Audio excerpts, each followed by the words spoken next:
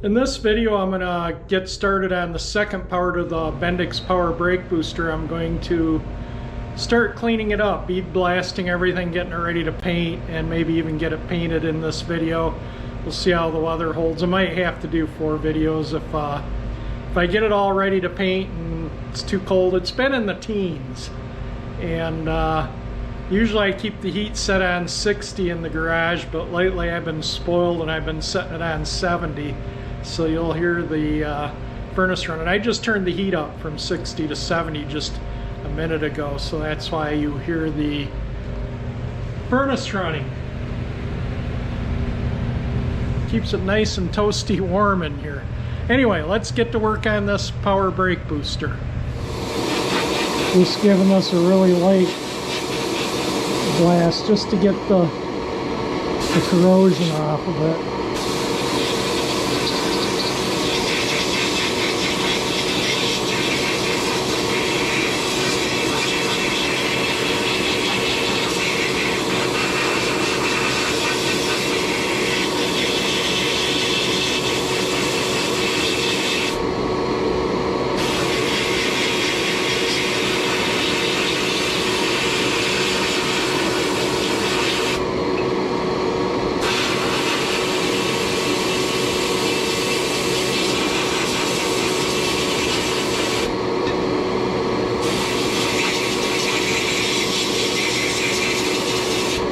Alright, I'm not going to video bead blasting everything, so I'm going to stop the camera, but you get the picture. You know, it cleans up pretty quick and easy. So anyway, let me finish cleaning the parts up and then we'll get them ready for paint. I gave the aluminum pieces a quick bead blast. Now this is the base. I gave some of the bracketry, the vacuum thing. So right now, just going around getting the paint off of everything. Moves along pretty quick. Let me see if I can hold the camera up a little better for your viewing.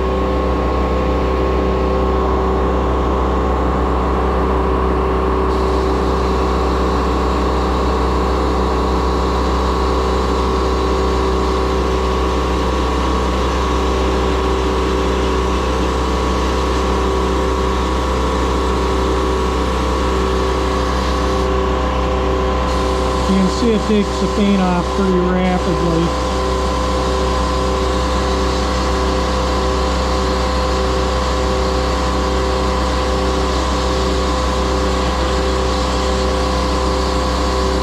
Alright, you get the picture. Let me finish this stuff up. Well, as you see, all this is pretty cleaned up.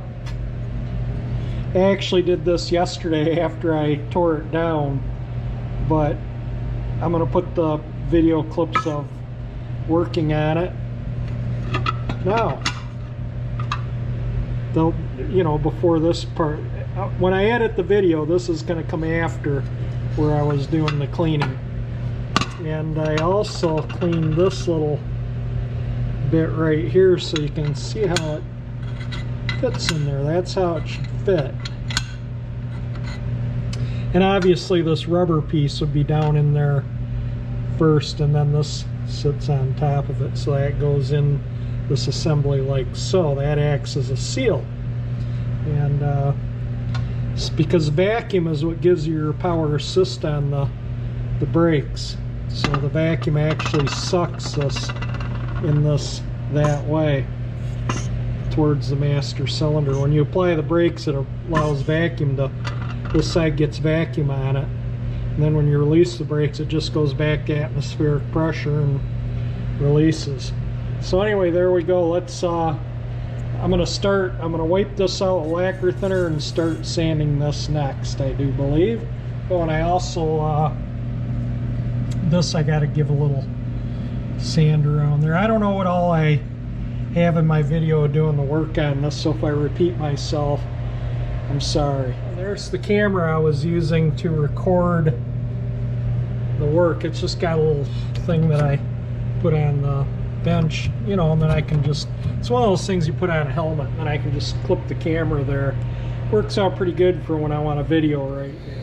So what I'm going to do here is I'm going to wipe out the booster tank, this with lacquer thinner, just to get any of the grease and whatnot. That's mostly what you see in there is grease. It's not surface rust. See how it just cleans up really nice. I mean, look at that. That is the bottom of the booster. So yeah, that's the low point right there. And look at that, how nice and clean that comes out. I gotta move my other, this is a GoPro, the other GoPro that I use, just in case if you're interested. I'm gonna set it aside. Finish wiping this booster out here so I can give it a sand. Then we'll throw some primer in the paint shaker because I can, and then we'll get this. I'm going to use metal etching, that green metal etching primer, zinc chromate, whatever you want to call it. I guess it's not. The EPA kind of banned the zinc part of it, so it's, or the chromate part of it, so it's a zinc rich primer, but it's metal etching, and you got to use metal etching primer on bare metal to get the paint to stick. So anyway, we'll just finish getting all the oil and grease out of this thing. This is going to remain unpainted, and I'll probably paint both sides of this because nothing moves on this, just to prevent rust from forming in it. Wipe everything out, blow everything off, some compressed air, and then we'll get some primer on it. Alright, I'm going to finish wiping everything up. I got to wipe the outside here, both sides of this, and all these little bits and pieces there for they got all that stuff that's going to be painted black except for this. This is going to stay bare aluminum. So let me just give you a little backstory on this booster. I pulled it off of a 1960 Impala sport sedan, or four-door sedan. It wasn't a sport sedan. It was just a regular, like my Bel Air, except it was an Impala. It was a silver color, 60 Impala. That was pretty loaded up, and I think it had around 30,000 miles on it. It was, I knew the guy that owned the car, and he didn't really drive it a lot, so he was going to sell it, and he'd been parking it on a main highway in front of another person's house, and some drunk guy in a Ford Tempo come flying down the road. From estimates of what witnesses said, he had to be doing 70-80 miles an hour, and he T-boned the car, and he kind of hit it like from about mid front door. It was a four-door, so mid front door to about the wheelhouse, kind of just slightly on an angle into the car, and he pushed the doors. This door is locked. Were even with the, almost even with the transmission tunnel. The seats were all buckled and pushed up, and the other doors were pushed out. The B-pillar on the driver's side was pushed out. This one was, I mean, you could see the floors down here, and the glass wasn't broken in the doors. They were like, doors were like way into the car, and I had to actually cut the sheet metal off the doors to get the glass out. The car had power windows, and some guy wanted the power window motors, otherwise I would have got all the power window stuff, but some of it was, the window motors on the passenger side were damaged. I imagine they could have been fixed, but you know, it would have taken a bit of finessing. But I got all the easy eye glass. I got that brake booster. Now somebody had already removed the master cylinder when I pulled the brake booster, and somebody had already removed the I bought the transmission out of the car. Somebody had bought the engine and the hood and the, well, actually the whole front clip. The right front fender had some minor damage, but the rest of the front clip was good. The rear quarter panels, the trunk lid, I think the trunk lid was okay, because I got the trunk lid too, now that I remember. But the rear, when the pillar, everything shifted, it put big creases down the rear quarter panels, so there was no saving them. And but anyway, somebody had cut this off, and this was on kind of a jagged. I ground it like that just so I wouldn't cut myself on it, because, you know, it was stuck in there. So I just pushed the linkage to push this out of the booster there, where I could kind of file and grind on it so it wasn't a sharp edge. That's why that's like that. But yeah, that car, the Easy Eye glass, if you look at some of those old vintage photos I put on my Instagram, you'll notice I'm sitting in the Bel Air in one of them. You take a good close look, you'll notice that car had clear glass originally, and the rubber on for the glass was kind of in rough shape. And back in that era, nothing was reproduced for the 59 or 60 Chevy. You could get some stuff for the 58s and the 61, 2, 3s, and 4s, but 59, 60 were forgotten about. And maybe if you had a coupe, you could get some things, but if you had a sedan, you were basically out of luck. And I always had part numbers of stuff I had written down, so when I go to swap meets, if I'd seen Delco parts boxes, and I would look at the part numbers, and if they're the part number I needed, I would buy them. And often you could get stuff super cheap for those cars at swap meets, because nobody really wanted it, because 59 and 60 Chevys weren't that popular in that era. Nobody wanted them. They wanted the 58s, or kind of a one-off car, or they wanted the 61 and up. So 59s were, nobody really wanted them, and kind of sad, you know, they're neat cars. But anyway, I was at a swap meet, and I found the windshield and rear window gasket NOS still in their packaging, mint, and I bought it because they didn't reproduce that stuff yet. So that was what the problem was on the 59, was the windshield had some scrapes from the wiper blades kind of etched into the glass, and the rear window seal was so badly cracked I had to seal it up to keep it from leaking.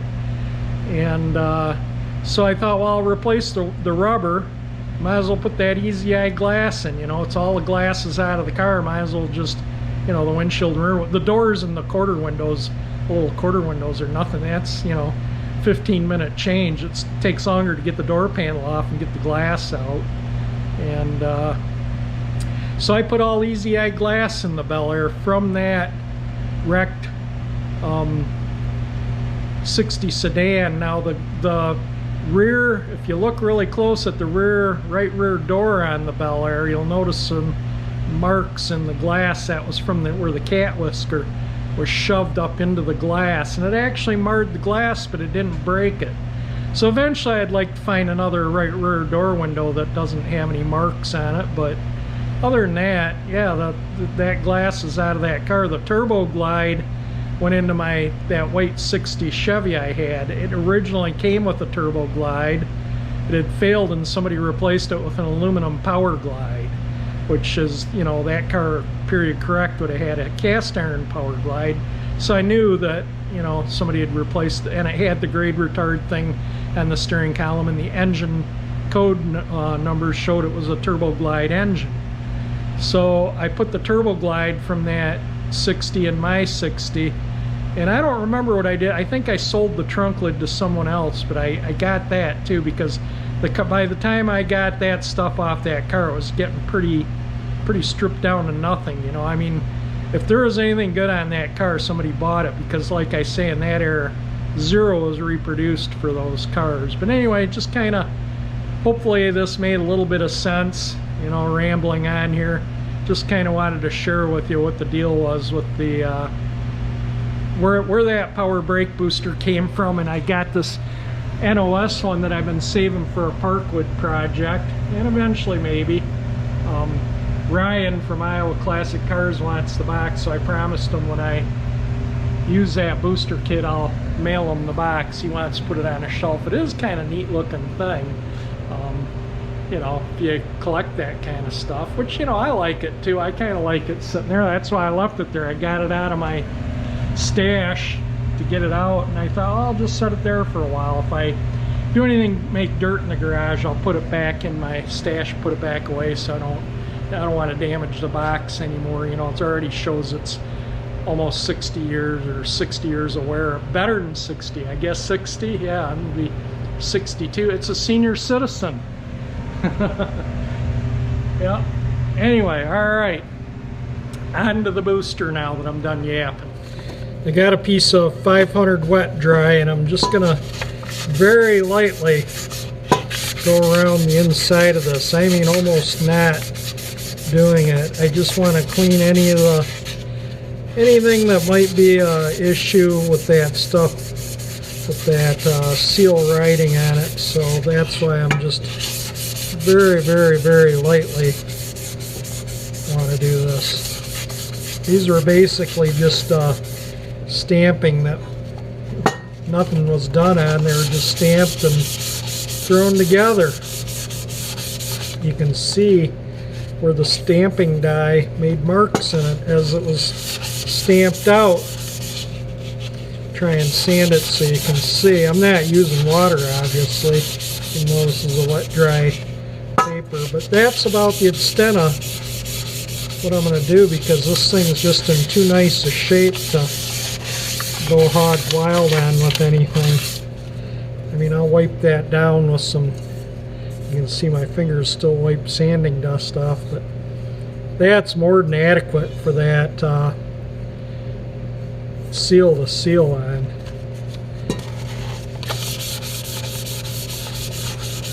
Oh, and by the way, the Easy Eye glass on the Bel Air, Easy Eye, all that means is it was GM's term for tinted glass back in the day.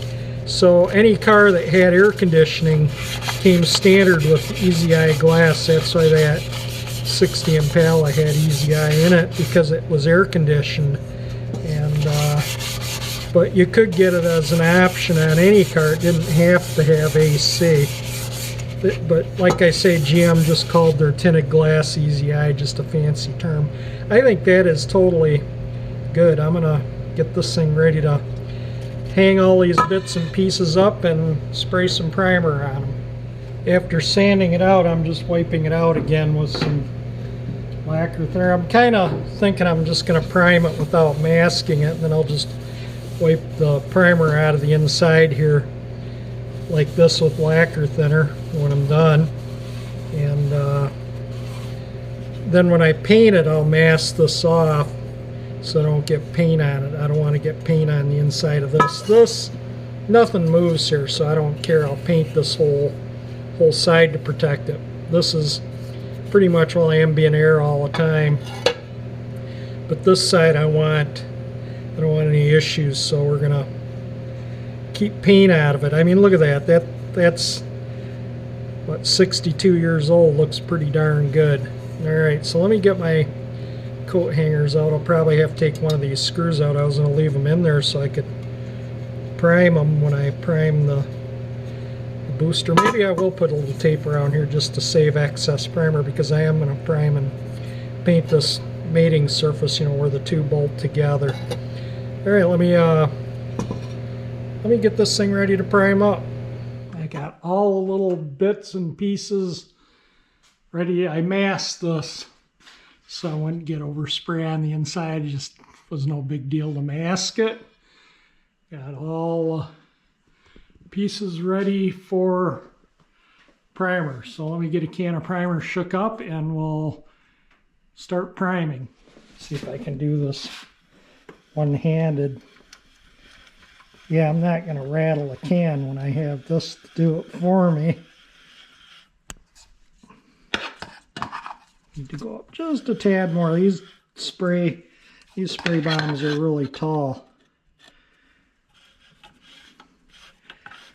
Doesn't need to be very tight to hold things, so that just hit it. Then I'll give it a little extra just to make sure it doesn't come out of there, but I don't want to break the plastic cap. All right, let's give it say 2 minutes as I shook this not too long ago. So turn of gas 3 on the tail.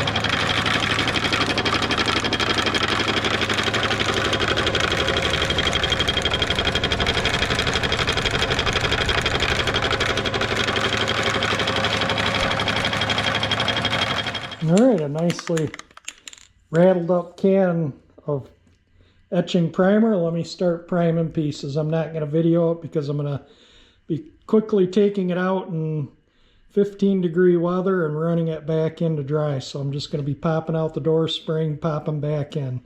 So everybody's used a spray can. Everyone knows how they work, so no need to video. Here we go. All the bits and pieces are primed. Looks like somebody ran a grinder on this at one time, so I might shoot a little sandable primer on it and, you know, give it a sand out so none of that shows up. It's a little ding in it right there, but I don't think that's really going to matter. That piston doesn't travel down to the bottom of the booster. It travels kind of in this area right in here, kind of midway. Doesn't go all the way to the end, doesn't go to either end. So no big deal. That is primed. All those bits are primed. And this bit, I got it running this bit right here, which I'll sand because I was trying to get primer up into those nooks and crannies. So I got a little heavy, and like I said, it's only 17 degrees out, so the primer doesn't dry too quick out in that cold. But I just hurry up, run it out. This is still warm. Spray it and run it back in. So as long as this is warm, it should be fine, which it was.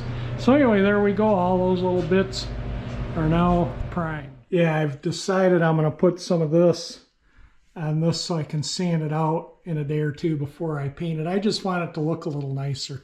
This is the bottom. You don't really see that, but you know, I want it to look okay. So we're going to throw, you can hear the balls are stuck in this, so we're going to throw it in the shaker and give it a couple minutes, then we're going to give that a shot of primer, this high build stuff. That feels like it's in there nice and secure. We'll give this one 2 minutes too.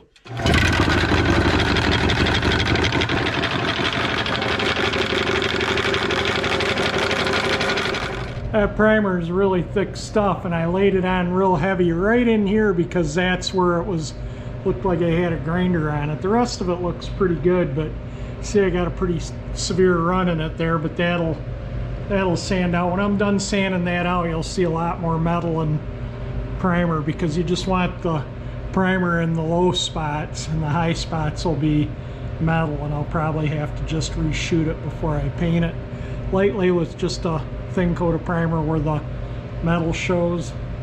But we'll let that dry overnight for sure, as thick as it is, maybe more. I put a second coat of primer on it. I let it dry about 15-20 minutes, and then I laid on another heavy coat, and I'll let that dry 24 to 48 hours. Let it dry good before I sand it, so it's, you know, looks nice when I go to paint it. But it's smelling of paint in here, so I think we're going to turn the ventilator on here. That was the paint timer, or the timer on the paint mixer, but it's now the timer for my ventilator there. Okay, the paint's drying. I'm going to go around and just clean up all these little bits and pieces. These are pretty easy to, doesn't take much, you know. I just want to take the surface rust and stuff off of them, and I think I'm just using 500 grit on everything, and I do it like this because then you get a nice flat, you know, it's not going to be warped, and I do both sides. And that way you don't have any sharps, or, you know, it cleans it up nice. So anyway, I'm not going to bore you with just sanding and scraping, and, you know, I'll just wipe these down there. That's just wipes off my finger, literally. Just take some solvent on a rag and wipe them down. It's almost like it's grease, like from, you know, that grease for this. It's almost what it's like, because I can wipe that off. It's sticky and gooey, and then it's shiny, clean, like new spring underneath. Both these springs are exactly the same way. This spring's like a black coating on it. Doesn't have it, it just needs a wiping down. There's nothing wrong with that. So basically I just want to clean this bit, you know, any of the metal bits I gotta reuse, I'll clean up. It comes with this new rubber, so I don't need the kit. So anyway, and I gotta clean this up, and I'm gonna be very careful because I don't know if it comes with the new rubber pieces in there or not. If it, you know, it had a little O-ring here, a little rubber bit in there to hold the plunger, which I painted one end of it. You'll see it when I'm done. I did sand the part that plugs in there and neaten that up.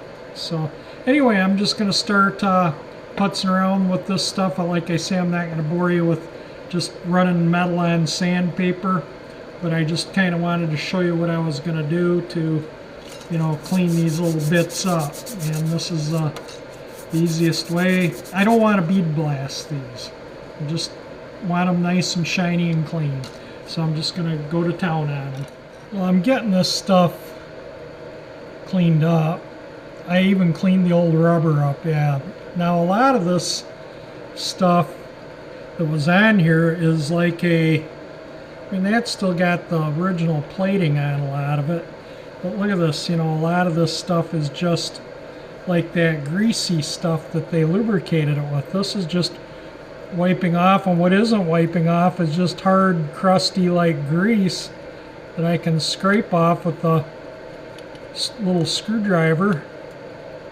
I can scrape it out in here, and then I just wipe it off, and it's basically clean. So I'm just gonna sit here and putz around with my screwdriver and scrape the little chunkies out, and you can see where this thing was pinned together in here. So this was two separate parts. So I imagine that rubber was put in, this was put in, and then it was pinned. Can you see the marks down in there? I don't know if they show up or not, but there's one right there, one right there, one right there, and one right there. So yeah. And that all just, like I say, that crud in there just scrapes out very easily. It's like just like grease. It's the only way I can describe it. But this stuff will clean up nice, so I'm just gonna putz away with that. And the same with these springs. This doesn't have much solvent left on it, this towel here, but yeah, it's all gonna clean up nice. So I'm just gonna putz with this while primer is drying. I gave this a 320 sand out. Looks pretty darn good, but I'm gonna just throw a second coat. I can see a little mark there from where the run was. I'm just gonna put a second coat of primer on it, let it dry overnight, and give it another sand out just to make sure everything, because yeah, I can see a couple little marks there still too. So it needs a second coat. That looks better. I think just a quick I 320'd it. Now I'll probably do 400 next, you know, just give it a quick 400, but that looks fine. It'll be perfect. I think this is the bottom of the booster, you know, the master cap up here, so you don't even see a lot of that, but I want it to look nice anyway. So you can still see a little mark, a couple little marks, but they'll sand out. They're nothing major. 99% of it's already gone just from the first coat, so this coat will definitely take the rest out. So that's ready for sand, quick, let it dry overnight, quick sand, and it's ready for paint. I thought I'd show how this power booster works. So if you look in here, and I hope that this shows up, but this is where the vacuum hose goes on from the engine. It comes in through a filter, you know, there's a hose that was in here that went to, well, that piece is hanging up. All the metal pieces I'm waiting on to paint. It's been snowing the last couple days. But anyway, the vacuum comes in there, which comes to this port right here. So this is that thing that little push rod went into, goes in like so. And then this has a sealing, let me take this back apart. This has a sealing washer that essentially will be, see there's like a ridge right around here. So when that washer's down there, and there's springs, 2 springs here. This little spring goes inside of that, and this goes on top of this when this is assemblies all together. but I'm leaving the springs out just for demonstration. So anyway, this rubber seal right here seals on this little lip edge, and that keeps vacuum out of the, this is the, where the vacuum line, vacuum port, so that's in from the engine,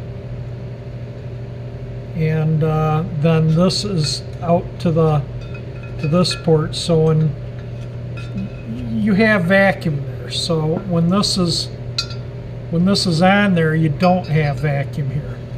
This is bolted on here, and you notice it has a hole right here. This is the master cylinder side of the booster. I hope this makes sense, you know, and there's a seal on here, and the master cylinder has a seal so vacuum doesn't leak by it. So then there's this. I'm going to put this back together with this. All this does is hold this rubber tight against this stuff in here so you don't get a vacuum leak around that.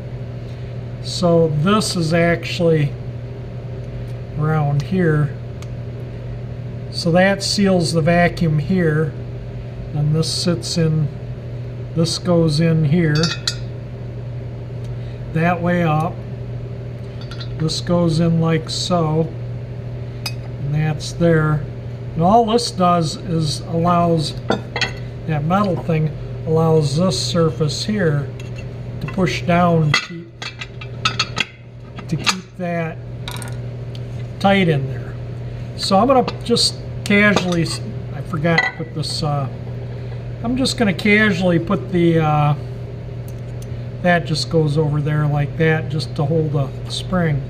And I'm just going to casually set the springs in here where they go. This is, like I say, this is ultra simple, and you can see this hole, that hole, that's where the vacuum will come from the booster. And the way it works, let me try and get these springs on here somewhat straight. Now I'm just holding it together with my fingers. So the way this works, and this is where this big rubber and this goes down in here, and this pushes to the master cylinder. This is just a seal.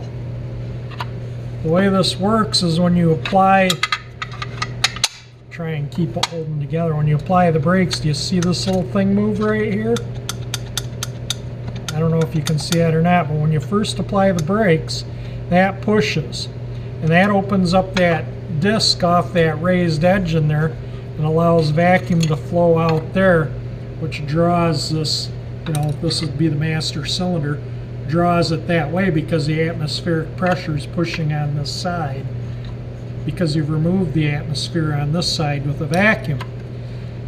And basically then you release the brakes and just purges the vacuum out there, and the brake hardware on the springs that hold the shoes to the, not the springs that hold the shoes to the backing plate, but the springs, you know, the big heavy springs in there pull shoes back, which pushes the wheel cylinders in, which pushes the fluid back into the master cylinder and releases your brakes.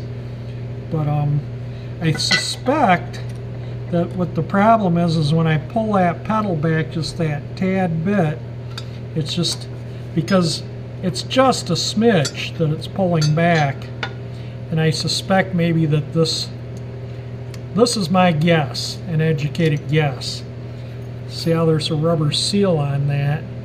My educated guess is this rubber seal might be swollen, and when it gets hot it swells more, or this expands, because it's like you don't get any, it's like this is being kept tight against that, and you go to push it again and it doesn't break free of that to allow vacuum to the side. But if you pull the brake pedal back a little bit towards pulling this back a little bit, it seems like it's allowing vacuum whatever to where I have power assist the next trip. I don't know, step on the pedal, it must reseat this, or I don't know. We'll take the original one apart and find out, but I suspect it has something to do with either this rubber or this rubber. It has swollen up, probably some brake fluid, you know, from the master cylinder, something got in there. and swelled the rubber up. That's my educated guess. One of these, or both of them, are swollen from oils and whatnot. Anyway, that's it. I just kind of wanted to show, hopefully that makes sense on how this booster will work. Yeah, no painting gonna happen today. Snowing in the spray booth. And we got another day of snow in the spray booth. It looks like we got an inch or two maybe from the looks around the car and the Christmas lights tree. And they're predicting a couple inches tomorrow, so who knows when we'll get to painting, but I just wanted to show some of the snow. It's really beautiful out. I have all the bits and pieces 100% ready to spray, but the weather is not cooperating in my spray booth. This is even all sanded out a second time. I mean, it's ready for spray. Got all these bits and pieces cleaned, and so now I'm just waiting, like I say, on the weather. Let me show you what I'm waiting on. So yeah, we got about 3 inches of snow yesterday, an inch the day before. Today they're predicting 2 to 4. We already got a good 2. So we're probably going to get the 4 or maybe even more inches of snow. So I can't really spray with this coming down, getting in my paint. And then they're predicting tomorrow and the next day to have highs in the teens and the lows in the single digits. So that's not going to be conducive to painting either. So it may be later in the week or early next week before I can paint the bits and pieces. I like to have it at least close to 30 if I paint. You know, it's easier just to carry the stuff out, spray it, carry it back in. You know, I turn the heat up in the garage so everything's nice and warm. Take it out and spray it. The paint's warm, the surface it's going on is warm. Hurry up and bring it back in, hang it up, let it tack up, you know, 15-20 minutes, take it out, put a final coat on, and they come out really good. I've done this for 40 years, and I've never had paint fail from painting in cold like this, but, you know, obviously not with the snow coming down. But yeah, and I turned on the C9s, of course, you know, being a snowy day. Why not?